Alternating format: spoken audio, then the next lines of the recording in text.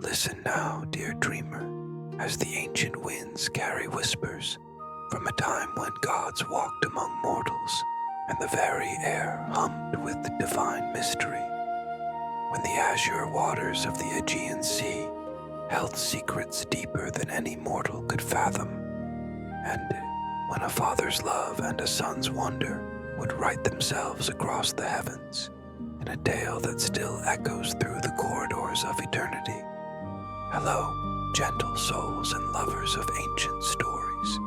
Welcome back to another peaceful journey through Greek mythology, where tonight we explore the touching tale of Icarus and his father Daedalus, a story of wings and wax, of dreams and descent, told in the softest tones to guide you toward restful slumber.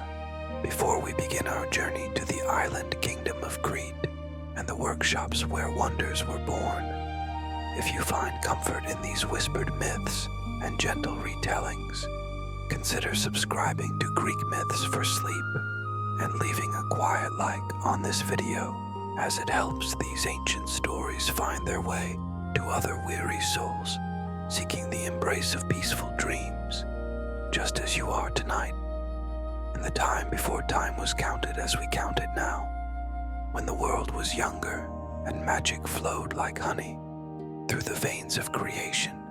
There lived on the great island of Crete a king whose name would echo through the ages, like thunder rolling across distant mountains. King Minos ruled from his palace at Knossos, where the walls were painted with dolphins that seemed to swim through stone, and bulls that danced in frescoes of vibrant blues and earthen reds. The palace itself was a wonder, sprawling across the hillside like a sleeping giant, its countless rooms and corridors catching the golden Mediterranean light that poured through windows and light wells, creating patterns of shadow and illumination that shifted with each passing hour.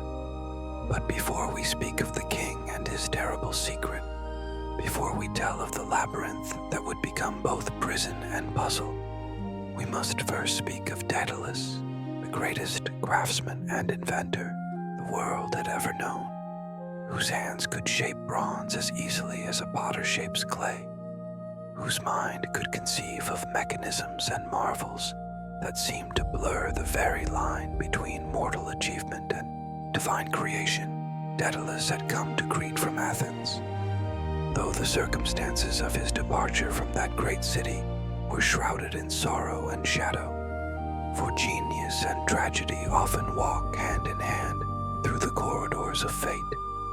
In Athens, Daedalus had been a Hazi without peer, his workshop a place of wonder where apprentices gathered to learn the secrets of working metal and stone, where new inventions took shape beneath his clever fingers.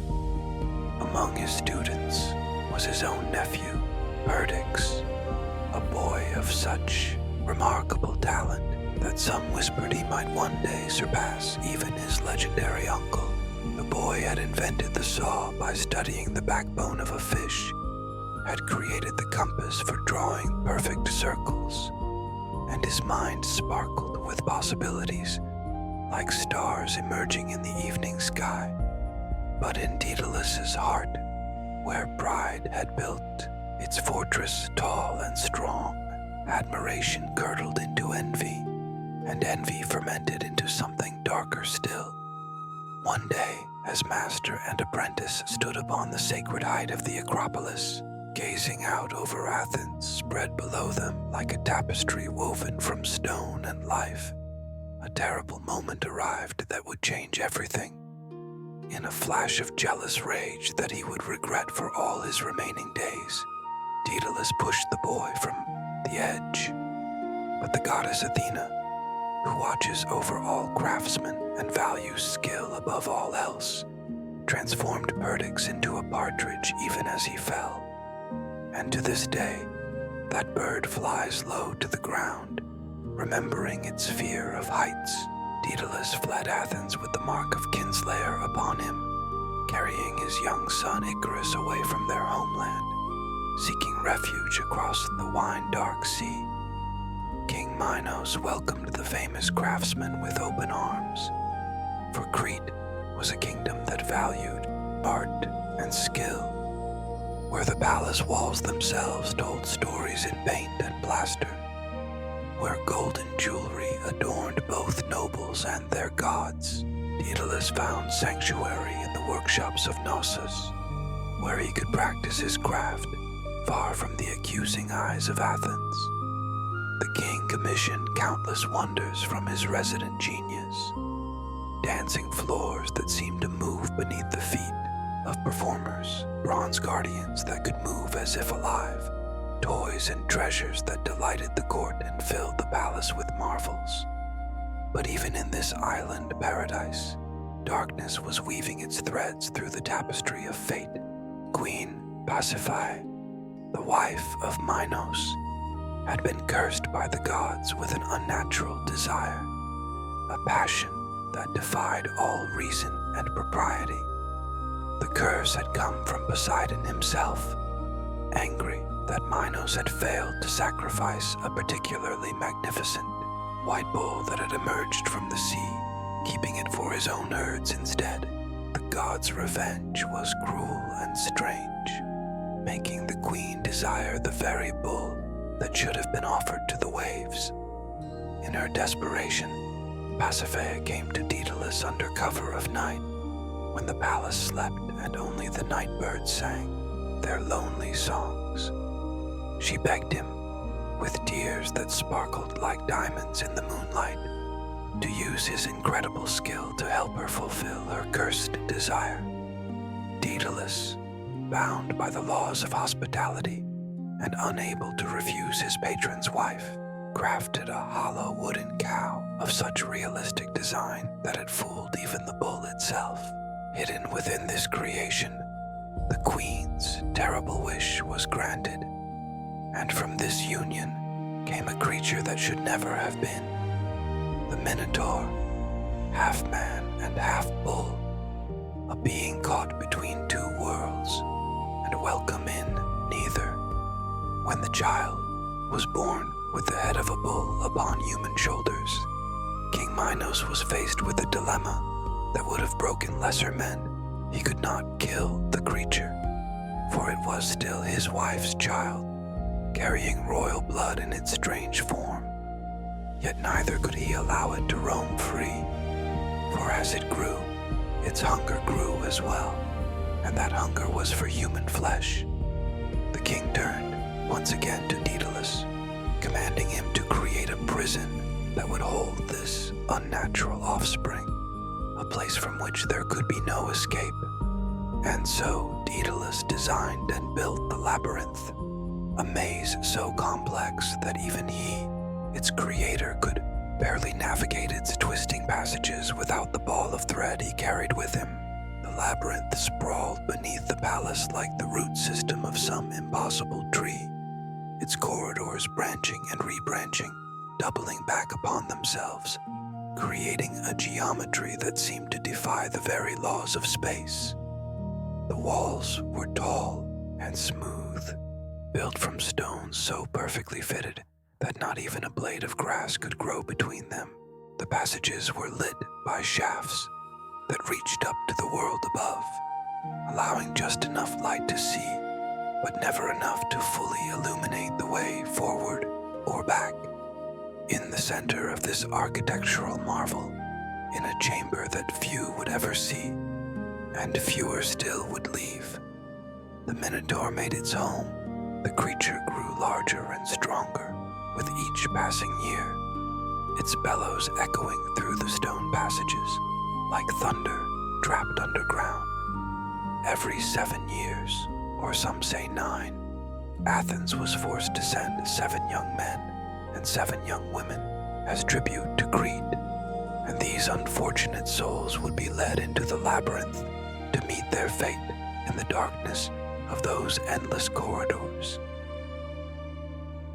Years passed in this way, with Daedalus continuing to serve King Minos, creating wonders even as the shadow of the labyrinth and its inhabitant lay heavy across the island.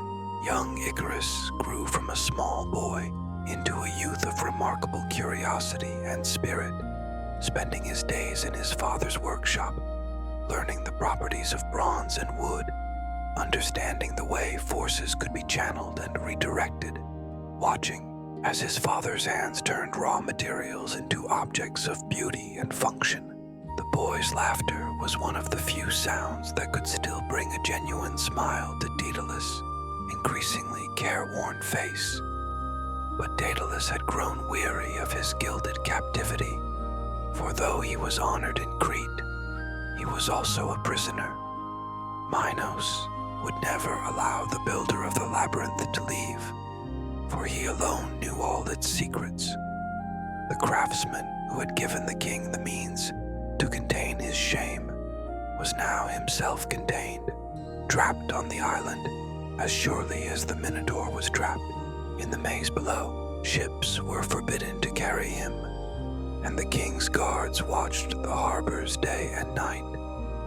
It was during this time that Prince Theseus came from Athens, volunteering to be one of the tributes with the secret intention of slaying the Minotaur and ending the terrible tribute forever.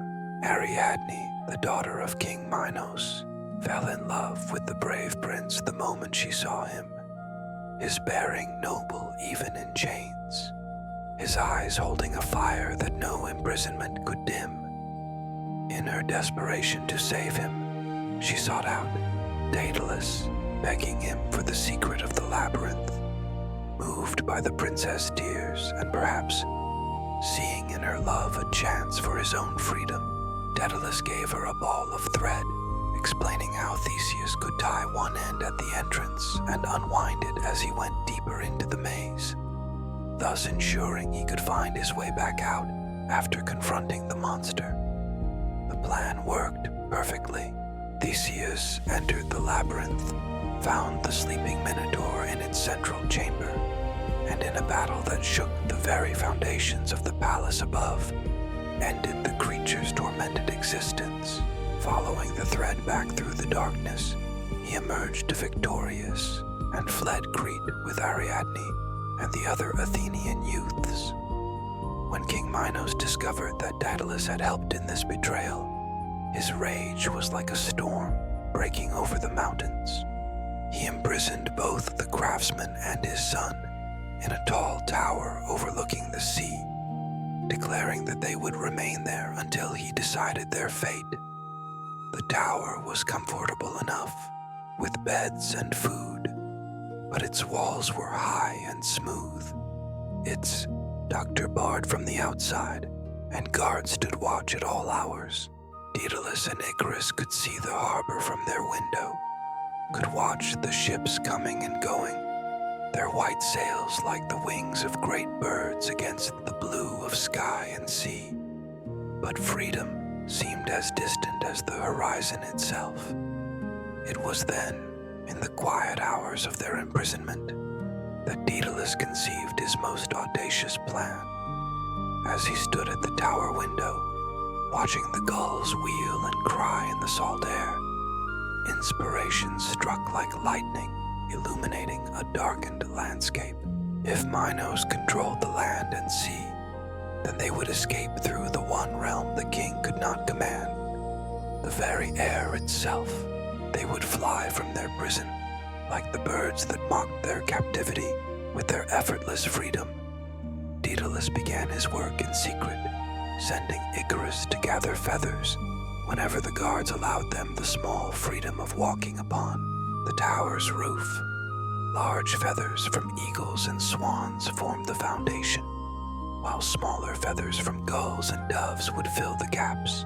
The boy collected them with infinite patience, hiding them beneath his tunic, bringing them back to their chamber where his father sorted them by size and weight, with the meticulous care of a jeweler sorting precious stones. The frame of the wings Daedalus crafted from the lightest wood he could find, branches that bent without breaking, carved and shaped until they curved in perfect imitation of a bird's wing. He used thread to bind the feathers to this frame, starting with the largest at the base and gradually working his way to the smallest at the tips, creating a gradient that matched nature's own design. But thread alone would not hold them firmly enough for flight, and so Daedalus used wax, heating it carefully over their small oil lamp until it was just soft enough to work with, using it to secure each feather in place. As he worked, Daedalus told his son stories of the gods and their flights across the heavens. He spoke of Hermes with his winged sandals, carrying messages between Olympus and the mortal world. He told of Perseus, who had worn winged sandals to rescue Andromeda from her chains. He described how Zeus himself could transform into an eagle, soaring above the clouds where no mortal had ever ventured. Young Icarus listened with rapt attention, his eyes bright with dreams of touching the clouds, of seeing the world spread out below him, like a map drawn by the gods themselves. The work took many weeks, perhaps months, with Daedalus crafting 2 pairs of wings in the secrecy of their prison. The larger pair was for himself, designed to bear his greater weight, while the smaller set was perfectly proportioned for his son's lighter frame. Each feather was placed with deliberate care, each drop of wax applied with precision, for their lives would depend upon this craftsmanship. Daedalus tested the balance again and again, making minute adjustments, ensuring that the wings would respond to the wearer's movements as naturally as a bird's own wings respond to its will. Finally, on a morning when the sun painted the sea in shades of gold and rose, when the wind was steady but not too strong, Daedalus judged that the time had come. He woke Icarus before dawn, and together they prepared for their escape. Daedalus helped his son into the smaller wings first, using leather straps to secure them to the boy's arms and across his chest. The wings were surprisingly light, yet when Icarus spread them, they caught the air with a satisfying resistance that spoke of potential flight.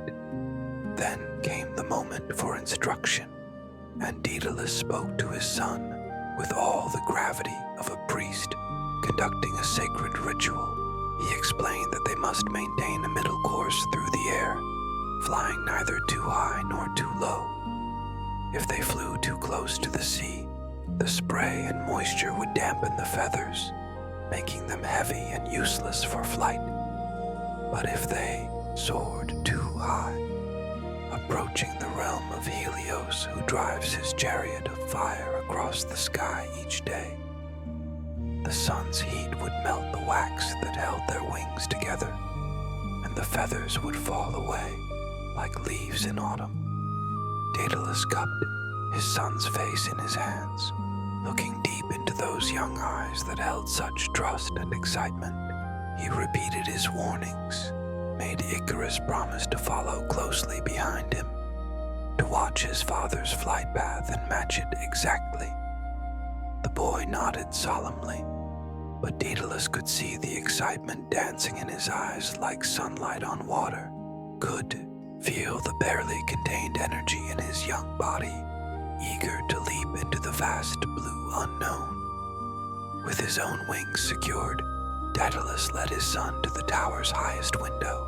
The guards were changing shifts, a moment of confusion they had observed and planned for. The sun was climbing higher, painting the white buildings of the palace complex in shades of honey and amber. Far below, the sea stretched endlessly, its surface rippled with the morning breeze, while above them, clouds drifted like islands in an inverted ocean. Daedalus stepped onto the window ledge first, his wings spread wide, catching the wind that flowed up the tower's walls. For a moment, he stood poised between earth and sky, between the prison of the past and the freedom of the future. Then, with a prayer to Athena, who had always watched over craftsmen, he leaped into the void for one heart-stopping moment. He fell, the ground rushing up to meet him. But then the wings caught the air properly, and suddenly he was not falling, but flying, rising on the warm currents that the morning sun had created. Icarus watched his father's flight with wonder, saw how Daedalus angled his wings to turn, how he adjusted his body to maintain balance, how natural it looked once the initial fear was conquered. Then it was his turn. The boy stood on the ledge, his lighter frame trembling, not with fear, but with anticipation. He spread his wings, feeling the wind tug at them insistently, inviting him to trust in his father's craft and his own courage. With a cry of pure joy, Icarus launched himself from the tower. The sensation of flight was beyond anything the boy had imagined. The wind rushed past his face, cool and fresh with the salt scent of the sea. Below him, the palace complex dwindled to the size of a child's toy, and he could see the entirety of the great labyrinth's outline, marked in the earth like a giant's drawing. The fear that should have been there was absent, replaced by an intoxication more powerful than wine, a freedom more complete than anything he had ever experienced. Father and son flew together over the palace of Knossos, over the guards who stood with mouths agape, pointing at the impossible sight above them. They passed over the harbor where ships sat at anchor, their sailors stopping their work to stare at what surely must be gods passing overhead. Daedalus led the way, his path steady and sure, maintaining that middle altitude he had spoken of, high enough to clear any obstacles, but low enough that the sun's heat remained comfortable on their backs. As they left Crete behind, the sea opened before them in all its vast magnificence. The water changed colors as they flew, from the pale turquoise of the shallows to the deep indigo of the open ocean. Islands passed beneath them, like stepping stones for giants, each one a small world unto itself, with its beaches of golden sand and crowns of green vegetation. Fishing boats looked like leaves floating on the surface, and Icarus could see the shadows of their wings passing over the water, like the shadows of great birds. At first, Icarus followed his father faithfully, maintaining his position in the older man's wake, watching how Daedalus adjusted his wings to catch different currents of air, learning the subtle art of flight through observation and imitation.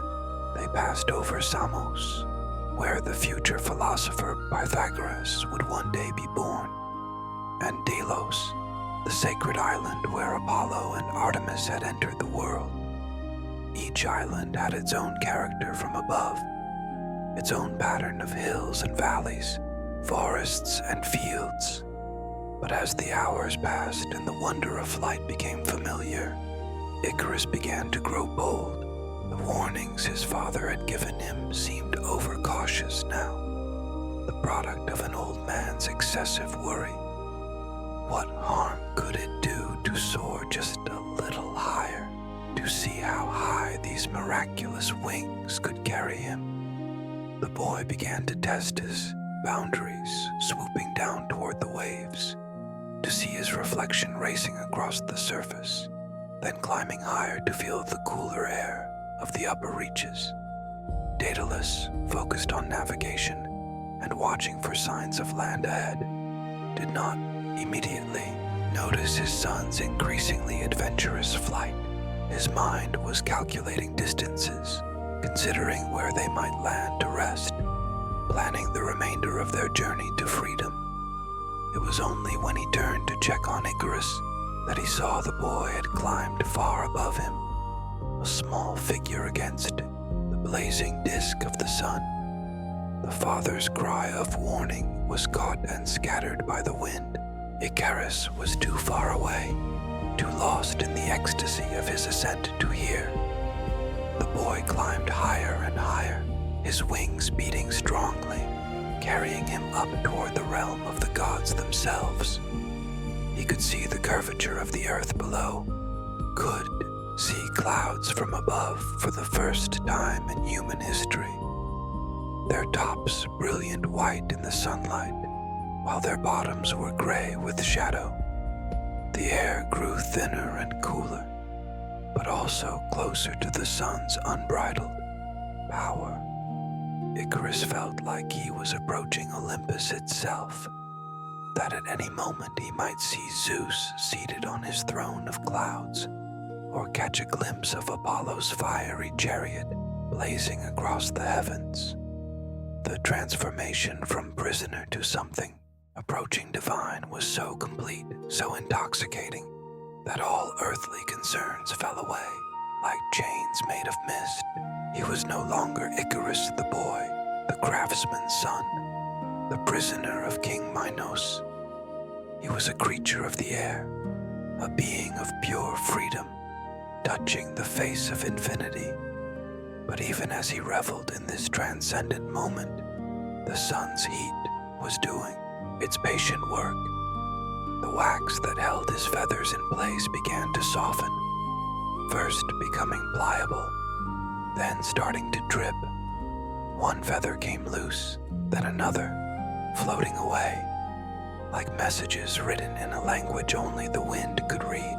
Icarus noticed the first few losses but thought them insignificant, a small price to pay for this glimpse of heaven.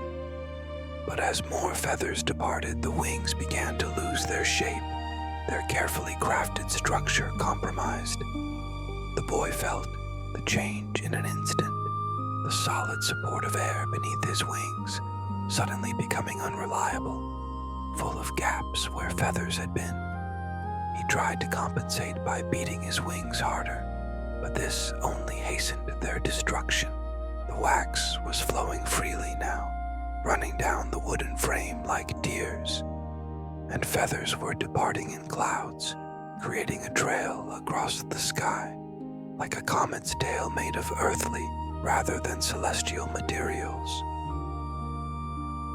Realization struck Icarus with the force of Zeus's own thunderbolt. His father had been right, had tried to warn him, but in his hubris, he had thought himself wiser than the man who had created these wings, the greatest craftsman in the world. He tried to glide down toward his father's altitude, but there were not enough feathers left to support controlled flight. The wooden frames of the wings were nearly bare now, skeletal remains of the magnificent instruments they had been. The fall began slowly, almost gently, as if the air itself was reluctant to release him from its embrace. But as he descended, speed gathered unto itself, and what had begun as floating became plummeting. Icarus could see his father turning in the air, could see the horror and desperation on Daedalus's face as he tried to reach his son.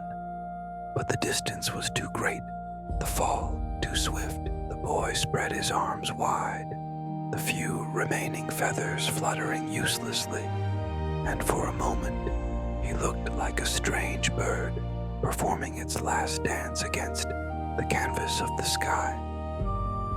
The sea rushed up to meet him, its surface that had looked so soft and welcoming from above, now revealing itself as hard and unforgiving to one falling from such heights.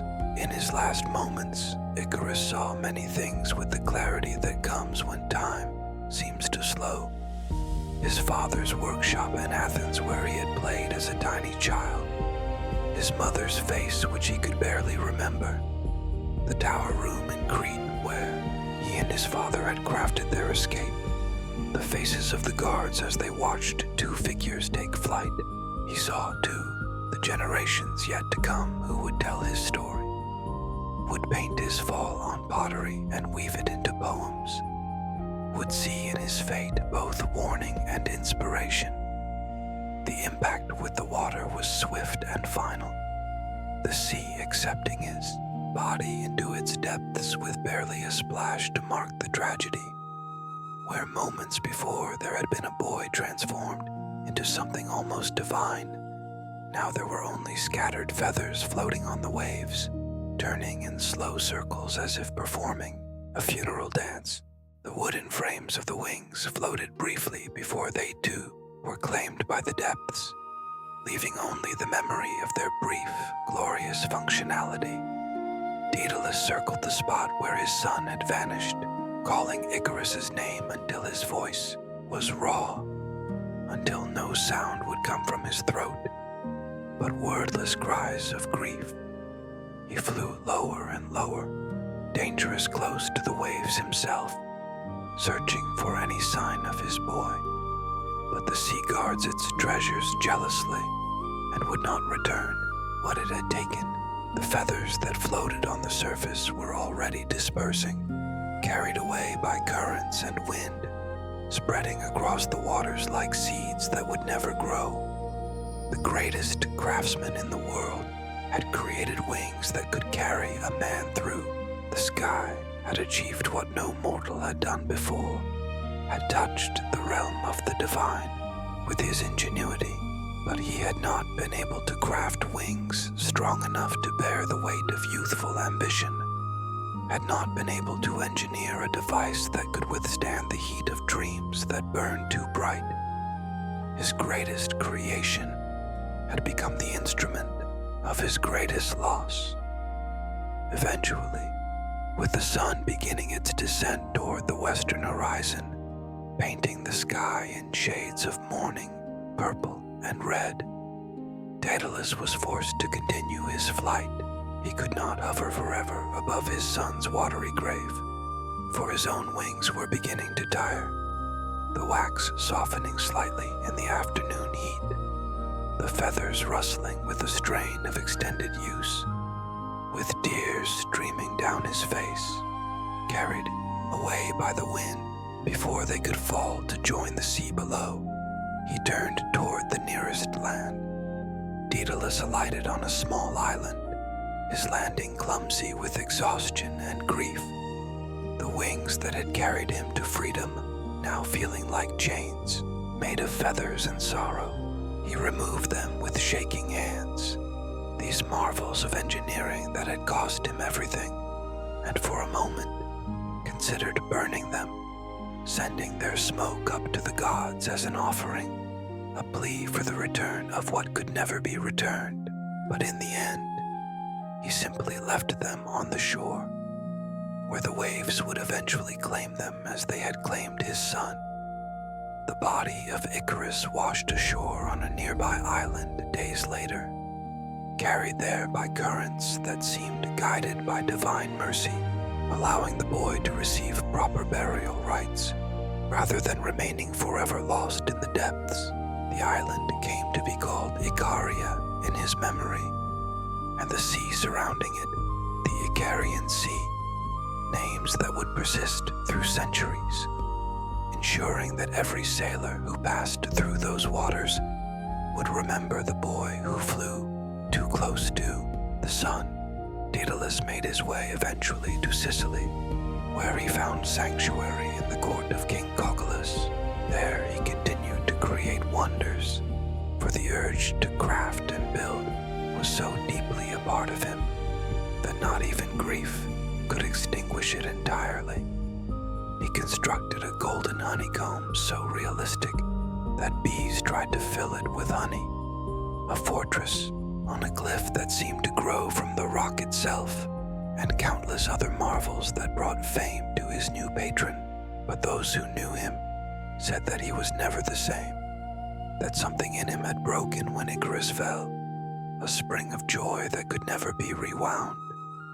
When King Minos came searching for his escaped prisoner, following rumors of impossible constructions that could only be the work of Daedalus, he met his own fate in Sicily. The daughters of King Cocalus eager to protect the wonderful craftsmen who had brought such marvels to their father's court, poured boiling water over Minos while he bathed, ending his pursuit forever. It was a death without honor, without the glory of battle that kings desire, a fate as ignominious as the fall of Icarus had been tragic. Years passed, flowing like water, like wind, like the countless generations of birds that continued to soar through the skies without need of wax and crafted feathers. Daedalus grew old in Sicily, his hair white as sea foam, his hands still clever but slower, trembling sometimes when he remembered how they had fastened wings to his son's young shoulders. He would stand sometimes on the cliffs overlooking the sea, watching the gulls wheel and cry in the salt air, and remember a morning in Crete when hope had wings. The story of Icarus spread across the Greek world and beyond, carried by traders and travelers, poets and painters. Each telling added its own colors to the tale, its own interpretation of the boy's fatal flight. Some saw in it a warning against hubris, against the pride that makes mortals think they can touch the realm of gods. Others saw it as a celebration of human ambition, arguing that it was better to fall from great heights while reaching for the divine than to never leave the ground at all. In Athens, they erected a small shrine where Daedalus had once had his workshop, a place where craftsmen could come to pray for skill and wisdom, but also for the humility to recognize the limits of their art. Young apprentices would leave offerings of feathers there, each one a reminder of the price of overreaching, but also of the magnificent possibility of human achievement. The feathers would blow away in the wind, scattering across the city like memories, like dreams, like warnings written in a language only the heart could read. Philosophers would debate the meaning of Icarus's fall for generations to come. Was it punishment for defying the natural order, for attempting to claim a realm that belonged to birds and gods alone? Or was it simply the price of innovation, the risk that must be accepted by all who would push the boundaries of what is possible? They spoke of the boy in their symposiums, using his story to illustrate points about virtue and vice, wisdom and folly, the proper relationship between mortals and immortals. But perhaps the most poignant remembrance came from the fishermen who worked the waters around Icaria. They would sometimes claim to see, in the early morning, when the mist rose from the sea like the breath of sleeping titans, a figure flying just above the waves, neither too high nor too low, maintaining that perfect middle course that Daedalus had prescribed. They said it was the spirit of Icarus, finally learning the lesson his father had tried to teach, practicing for an eternity the flight he had performed so briefly in life.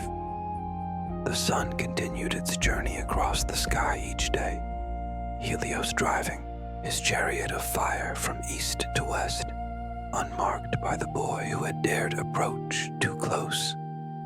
The wax of countless candles melted in temples and homes, each drop a tiny echo of the tragedy that had played out in the vast theater of the sky. Feathers fell from birds in their natural course, floating down to earth like messages from the realm of air, reminders of the borrowed wings that had carried a boy to glory and doom. In the quiet hours of night, when the stars emerged like scattered diamonds on the dark cloth of heaven, parents would tell their children the story of Icarus. They would speak of the clever Daedalus and his wonderful inventions, of the labyrinth that had held a monster, of the wings that had promised freedom. And when they came to the part where Icarus flew too high, the children would always ask why he had not listened to his father, why he had ignored the warnings that seemed so clear in retrospect. The parents would pause, searching for the right words to explain something that perhaps could not be fully explained. That youth carries within it a fire that burns bright and hot, a desire to touch the infinite that cannot always be tempered by wisdom, that sometimes the very quality that makes the young so beautiful, their fearlessness in the face of impossible dreams, is also what makes them vulnerable to falling, that the same wings that carry us to freedom can, if we are not careful, carry us to our fate. As the years turned 2 decades and decades to centuries, the story of Icarus became woven into the very fabric of human consciousness. Artists painted his fall on temple walls and pottery, capturing that moment when joy turned to terror, when ascending became descending, when the dream of flight became the reality of gravity. Each artist brought their own interpretation to the tale, some showing Icarus with a face full of regret, others depicting him with an expression of ecstasy, maintained even in falling, as if the brief taste of divine heights was worth any price. Sailors passing through the Icarian Sea would pour libations into the waves, honoring the boy who had dared to fly. They understood something about challenging the elements, about the thin line between courage and foolhardiness, about the way the sea and sky could turn from friend to enemy in the space of a heartbeat. They would tell the story to new sailors as a cautionary tale, but in their hearts, many of them understood and even admired the impulse that had carried Icarus toward the sun. In the workshops of craftsmen across the Greek world, the story served as both inspiration and warning.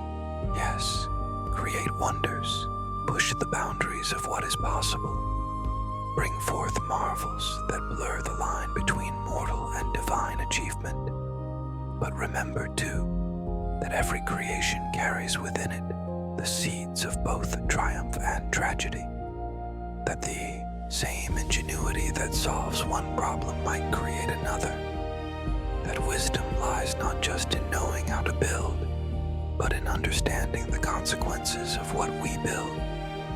The wax that had failed Icarus became a symbol in itself, representing the fragile nature of human ambition, the way our greatest strengths can become weaknesses when pushed beyond their limits.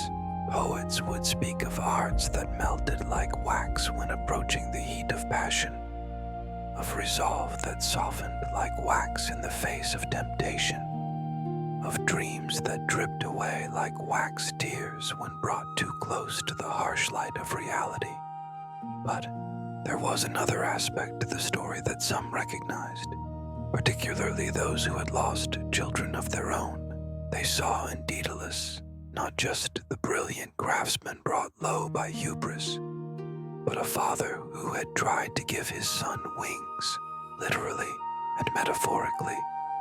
Every parent attempts this impossible task, to prepare their children for flight while hoping they will not fly too far, to give them the tools for freedom while praying they will use them wisely.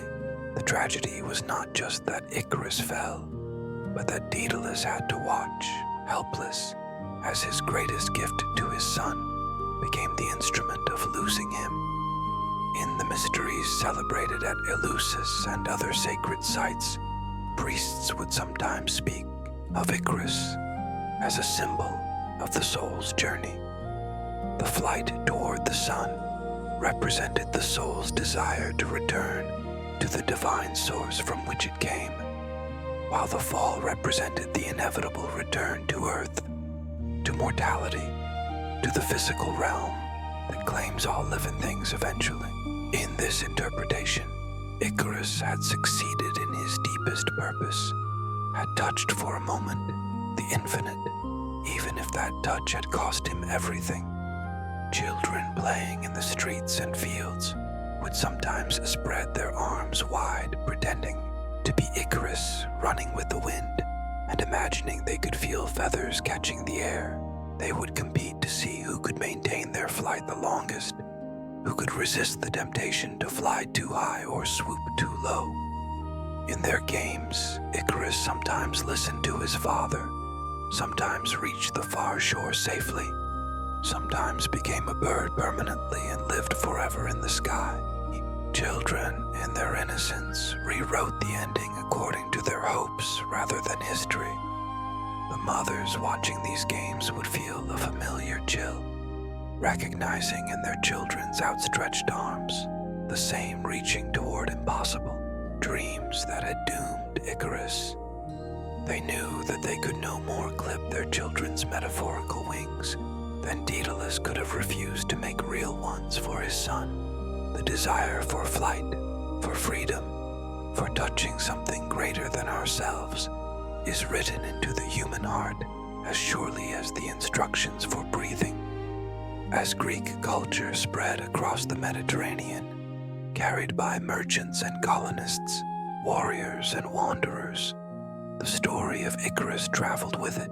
Each culture that heard it found their own meanings in the tale, their own lessons to draw from the boy who flew too close to the sun. The Romans would call him Icarus and speak of his story in their great epic poems. The Egyptians, with their own sun, god Ra, traveling across the sky in his solar bark, understood something about the danger and necessity of approaching divine fire. In the great library of Alexandria, scholars would debate whether flight was truly possible for humans, using the story of Daedalus and Icarus as a starting point for discussions about the limits of human achievement. Some argued that the story was purely metaphorical, that no amount of wax and feathers could ever lift a human into the sky. Others insisted that Daedalus, being the greatest inventor of his age, might well have discovered some principle of flight that had been lost with him, that perhaps the tragedy was not that Icarus flew too high, but that the secret of flight had died with father and son. The astronomers of ancient times would look up at the stars and sometimes claim to see Icarus there, transformed into a constellation, forever suspended between rising and falling. They would point to a particular arrangement of stars and tell their students that the gods, in their complex mercy, had given the boy what he had most wanted, a permanent place in the heavens, even if he could not reach it in life. Whether such a constellation ever existed in their charts or only in their imaginations, the idea brought comfort to those who grieved for the boy's fate. In the temples dedicated to Athena, goddess of wisdom and craft, priests would use the story to teach about the double-edged nature of cleverness. Daedalus had been clever enough to create wings, but not wise enough to foresee that giving them to his young son might lead to tragedy. Icarus had been clever enough to master flight quickly, but not wise enough to heed warnings about its dangers. Wisdom, they taught, was not the same as cleverness. It required understanding not just to how to do something, but whether it should be done, and if so, within what limits. The wind itself seemed to remember Icarus, carrying on its invisible wings, the eternal story of visible ones that had failed. Shepherds on hillsides would sometimes hear in the wind's passage a sound like beating wings, like a boy's joyous laughter turning to a cry of fear. They would tell their flocks the story as they watched over them, perhaps seeing in their own protective role an echo of Daedalus trying and failing to keep his son safe from his own soaring spirit.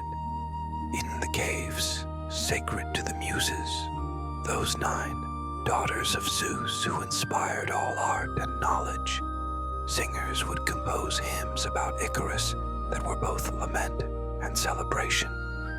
They sang of the moment when he first felt the air lift him, when the impossible became possible, when human limitation was transcended even if only briefly.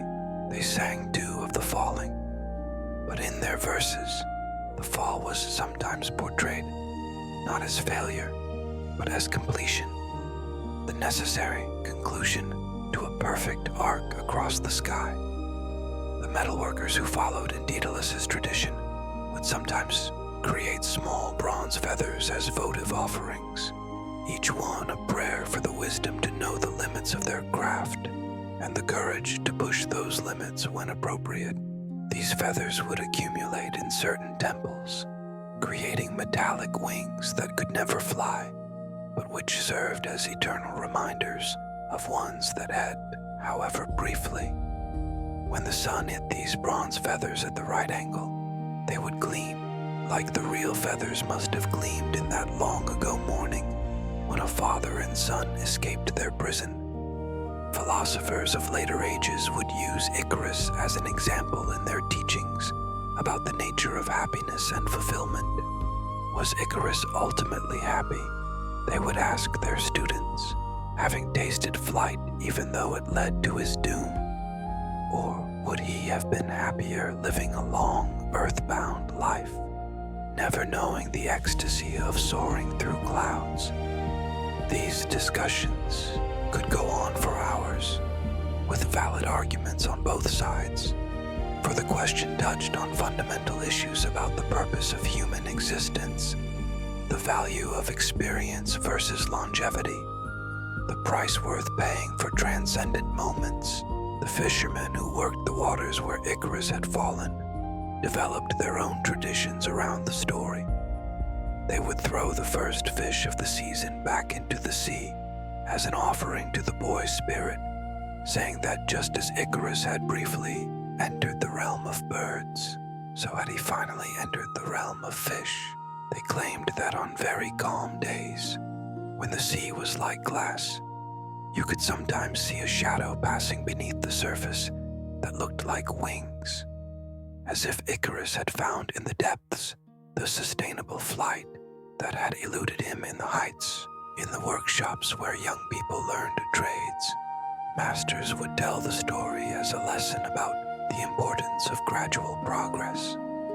Icarus had tried to reach the heavens in his first flight, they would say, when he should have been content to master the basics of flying first. Excellence in any craft, whether it be pottery or poetry, sword making or sailing, came not from dramatic leaps, but from patient practice, from slowly expanding one's capabilities rather than reaching immediately for the impossible. But there were always those who heard the story differently, who focused not on the fall but on the flight, not on the tragedy but on the triumph of that moment when Icarus soared higher than any human before him. These were often the dreamers, the inventors, the artists who would push boundaries in their own fields. They would say that Icarus had achieved immortality through his daring, that his name would be remembered long after the names of those who lived safe. Earth-bound lives were forgotten. The story found its way into wedding ceremonies, where priests would speak of marriage as requiring the balance that Icarus had failed to maintain, neither flying so high that you lost sight of your partner, nor so low that the relationship became mired in the mundane. The wings of love, they would say, required constant attention, constant adjustment, the wisdom to know when to soar and when to glide, when to climb toward the heavens together, and when to rest upon solid ground. In the sacred groves where people came to consult oracles, the prophecies would sometimes reference Icarus, particularly when the questioner was asking about ambitious plans or dangerous ventures. The oracle might speak of wax melting or feathers scattering, coded warnings that those who heard them understood immediately. More than one great venture was abandoned or modified based on such prophetic warnings. The story of Icarus serving As a cautionary tale that could be invoked without being explicitly stated, the physicians of ancient times would speak of Icarus when treating young patients who had injured themselves through reckless behavior. They would tell the story as they set bones or bandaged wounds, using it to teach about the importance of prudence without entirely discouraging the adventurous spirit of youth. They understood that the same energy that led to broken bones might also lead to great discoveries, that the challenge was not to eliminate risk, but to manage it wisely. As the story spread and evolved, different regions added their own details and their interpretations. Some said that Icarus had been transformed into a seabird at the moment of impact, doomed to fly forever at the safe middle height his father had prescribed, never able to soar or dive. Others claimed that on the anniversary of his fall, the birds in the vicinity would fly in a particular pattern, recreating his fatal flight as a kind of aerial memorial. The merchants who traveled the trade routes would invoke Icarus when setting out on particularly ambitious or dangerous ventures. They understood the balance between risk and reward, the temptation to reach for profits that might prove as illusory as flying too close to the sun. Some would carry feathers as talismans, not for luck, but as reminders to maintain that middle course between excessive caution and dangerous greed. In the gymnasia where young men trained their bodies and minds, the story served as a metaphor for physical and intellectual development. Trainers would speak of Icarus when they saw students pushing themselves too hard, too fast, risking injury in their eagerness to achieve. The goal, they taught, was sustainable progress, building strength and skill gradually rather than in dangerous bursts that could lead to collapse. The playwrights of Athens and other great cities would sometimes incorporate the Icarus story into their tragedies, using it as a backdrop or reference point for their own tales of ambition and downfall.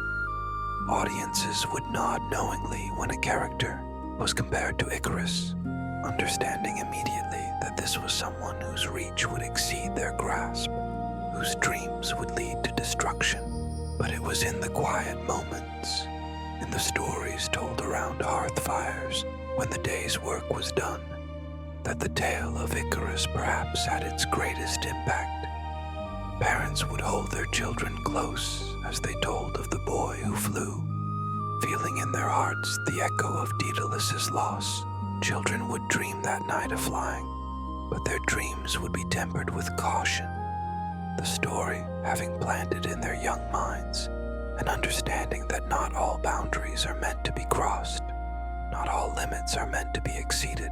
The seasons turned in their eternal cycle, spring giving way to summer, summer to autumn, autumn to winter, and winter back to spring again. With each turning, the story of Icarus was retold, sometimes gaining details, sometimes losing them, but always maintaining its essential core. The image of a boy with wings of wax and feathers, rising toward the sun with joy in his heart, falling toward the sea with those same wings failing him, leaving behind a name that would outlive empires. The very wax that people used in their daily lives became imbued with meaning because of the story. Every sealed letter, every preserved fruit jar, every candle lit in offering to the gods carried within it a reminder of the substance that had failed at the crucial moment. Yet people continued to use wax, just as they continued to dream of flight, because human nature demands that we use the tools available to us, even knowing their limitations. In the schools where young people learned to read and write, the story of Icarus was often one of the first complete tales they would copy, their careful letters spelling out the tragedy that served as both entertainment and education. Teachers would use it to discuss not just mythology, but natural philosophy, asking students to think about why wings worked for birds, what properties wax possessed that made it both useful and vulnerable, how the sun's heat varied with altitude. The artists who decorated temples and public buildings would often include images of Icarus in their friezes and mosaics, showing different moments of his story. Some chose to depict the moment of creation, Daedalus carefully attaching feathers while his son watched with eager eyes. Others showed the flight itself, two figures against a background of clouds and sea, freedom incarnate. Still others captured the falling, that terrible moment when joy turned to terror, when ascent became descent. But perhaps the most moving artistic representations were those that showed Daedalus after the fall, alone on some rocky shore, his wings discarded, his face a map of grief that no amount of artistic skill could fully capture. These images reminded viewers that every great tragedy has its survivors, those who must continue living with the weight of loss, who must find a way to go on when going on seems impossible. The natural philosophers, predecessors to those who would one day be called scientists, studied the story of Icarus with particular interest. They conducted experiments with feathers and wax, trying to understand the principles that might have allowed Daedalus to create functional wings. Some dropped feathers from heights to observe their behavior. Others tested how different waxes responded to heat, though they never achieved flight themselves. Their investigations laid groundwork for future generations who would eventually conquer the air through different means. In the mystery religions that flourished throughout the Greek world, initiates would sometimes undergo rituals that symbolically recreated Icarus's flight and fall. They would be lifted up in darkness, then suddenly dropped into water, emerging gasping and reborn, having experienced a death and resurrection that echoed the boy's plunge into the sea. These ceremonies were said to free participants from the fear of death, having experienced it symbolically and survived. The story even influenced architecture and city planning. Some cities built their temples and important buildings at moderate heights, neither in the valleys nor on the highest peaks. Citing the lesson of Icarus about the wisdom of the middle path, gardens would be designed with both low ground covers and tall trees, but with the majority of plants at middle height, creating a visual reminder of the safe zone between extremes. As trade routes expanded and cultures mingled, the story of Icarus met and merged with similar tales from other traditions, stories of flying carpets from the east, of eagle riders from the north, of transformation into birds from countless cultures. All these found resonance with the Greek tale of the boy who flew too close to the sun. Each culture recognized something universal in the story, the human desire to transcend earthly limitations and the dangers inherent in that desire. The astronomers continued to map the heavens, naming stars and tracking the movements of celestial bodies. Some claimed that when the constellation they associated with Icarus appeared in the night sky, it was a particularly good time for craftsmen to begin new projects, as if the boy's spirit was blessing their endeavors from above. Others said that sailors should be particularly careful during these times, that the sea remembered what it had claimed and might hunger for more. In the vineyards where grapes grew heavy on the vine, workers would sometimes speak of Icarus as they harvested, seeing in the grapes' transformation into wine a parallel to the boy's transformation from earthbound to airborne. Both involved a kind of alchemy, a change from one state to another, and both carried the risk of excess. Too much wine, like too much altitude, could lead to a fall. The vintners would nod sagely as they worked, understanding that their craft, like all crafts, required balance and restraint. The story influenced language itself, with new words and phrases entering common usage. To have an Icarian moment meant to experience a brief triumph followed by disaster. To fly on wax wings meant to depend on something unreliable. To heed Daedalus meant to listen to wise advice, while to follow Icarus meant to ignore warnings in pursuit of glory. These linguistic echoes ensured that the story lived not just in formal tellings, but in everyday conversation. In the law courts, advocates would sometimes invoke Icarus when arguing cases involving young people who had acted rashly.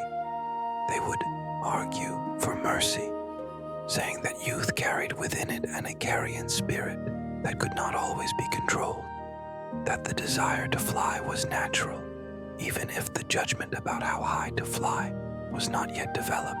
Judges, many of whom remembered their own youthful excesses, would often be swayed by such arguments. The story found particular resonance among those who worked with fire: smiths, potters, bakers, all those whose livelihoods depended on managing heat. They understood intimately the dual nature of fire, its necessity and its danger, the way it could create and destroy with equal ease. The sun that had melted Icarus's wings was the same sun that ripened crops, the same fire that forged tools could consume forests. Balance, always balance, was the key to survival and success. As generations passed and the ancient world gave way to new ages, the story of Icarus continued to evolve and spread. Scholars in distant lands who had never seen the Aegean Sea would debate the meaning of his fall. Poets who wrote in languages that didn't exist in Daedalus's time would compose verses about wax wings and fatal ambition. Artists working in mediums that the ancient Greeks could never have imagined would depict that eternal moment of the boy suspended between sky and sea. Yet, for all its travels and transformations, the heart of the story remained constant. A young person reaching for something beyond their grasp, the tension between safety and aspiration, the price of touching, however briefly, the sublime. It spoke to something fundamental in human nature, the part that looks up at birds and wishes to join them, that sees boundaries not as protections, but as challenges, that would rather fall attempting the impossible than succeed at the ordinary.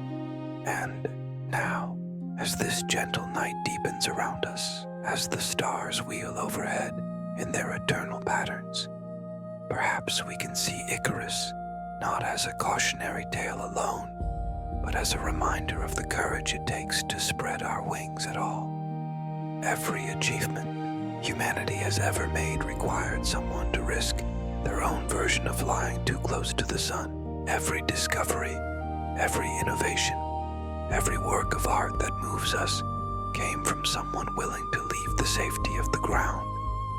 The waves continue to wash against the shores of the Icarian Sea, whispering their ancient secrets to those who know how to listen.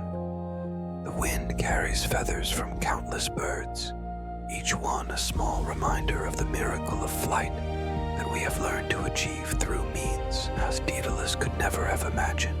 We have built our own wings now, not of wax and feathers, but of metal and composite materials. Wings that can carry us higher than Icarus ever dreamed. Yet the story still speaks to us across the centuries. For in the end, the tragedy of Icarus is also the triumph of Icarus. He flew for those glorious moments before the wax began to melt. He knew what it was to break free of earthly bonds, to dance with clouds, to see the world as the gods see it. That he fell is the price of his immortality, for had he landed safely, had he heeded his father's warnings and maintained that careful middle course, Would we still speak his name? Would his story still echo through the corridors of time? Perhaps Daedalus, in his grief, eventually understood this. Perhaps, in his later years, as he continued to create wonders in Sicily, he realized that he had given his son not just wings, but a kind of immortality. Icarus would remain forever young in memory, forever at that moment of perfect freedom before the fall, forever reaching toward the light that both blessed and doomed him. The father's gift was greater than he knew, though the price was higher than he could bear. The fishermen still see shadows beneath the waves. Children still spread their arms and run with the wind. Craftsmen still push the boundaries of their arts. Dreamers still look up at the sky and wonder what it would be like to touch the sun. And in all of these moments, Icarus lives again, not as a warning alone, but as a recognition of the divine spark within humanity that refuses to accept limitations, that would rather risk everything for a moment of transcendence than accept a lifetime of safety. As the night grows deeper and sleep beckons with its own gentle wings, perhaps we can hear in the distance the sound of feathers catching air, of laughter turning to wonder, of a boy discovering that the impossible is possible, if only for a moment. The stars above continue their eternal dance.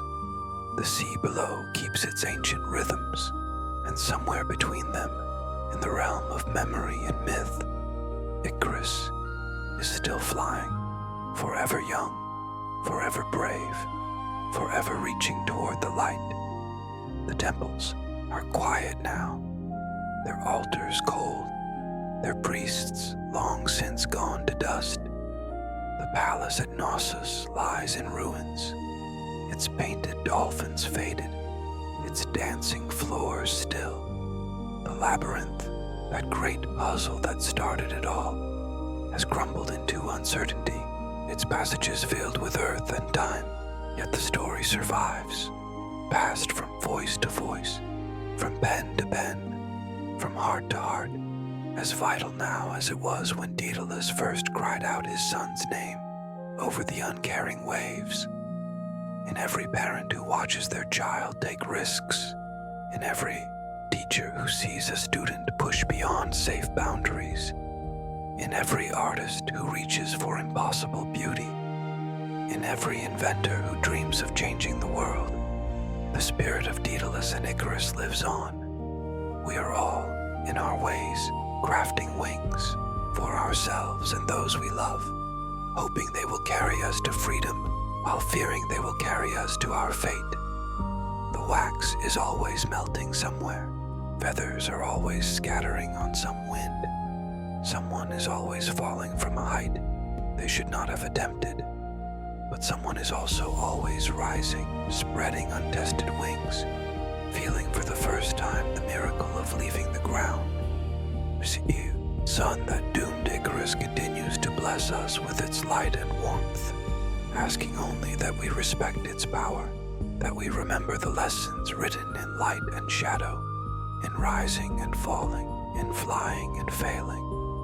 So close your eyes now, dear dreamer, and let the ancient wines carry you toward sleep. Perhaps in your dreams tonight, you will find yourself in Daedalus's workshop, watching as he carefully places each feather, feeling the wax warm beneath your fingers. Perhaps you will stand on that tower ledge, wings spread, the whole world waiting below. Perhaps you will fly, maintaining that perfect middle course, neither too high nor too low, crossing the wine-dark sea to safety. Or perhaps, just perhaps, you will be brave enough in dreams to follow Icarus higher, to see what he saw in those last moments before the fall. The curve of the earth, the face of the sun, the realm where mortals become, however briefly, something more. For in dreams the wax never melts, the feathers never fall, and we can touch the heavens without consequence. carrying within us always the memory of a boy who dared to fly, and, in falling, taught us the value of reaching for the impossible.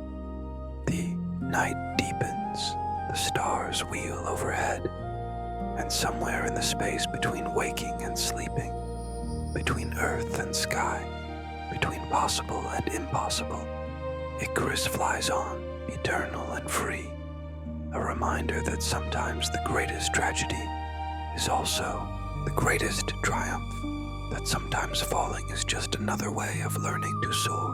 May your dreams carry you safely through the night, and may you wake with the courage to spread whatever wings you possess, remembering always to respect the sun, but never to fear the sky. Sleep now, as the ancient world sleeps, as the heroes and gods rest in their eternal stories, as the sea rocks gently against shores that remember everything and tell their secrets only to those who know how to listen. The tragedy of Icarus has become the lullaby of ages, sung by wind and wave, by star and stone, carrying us all toward that place where all flights end in safe landing, where all dreams find their home, where the morning always comes with new wings to try, new heights to dare, new stories to tell beneath the eternal, ever-patient sun.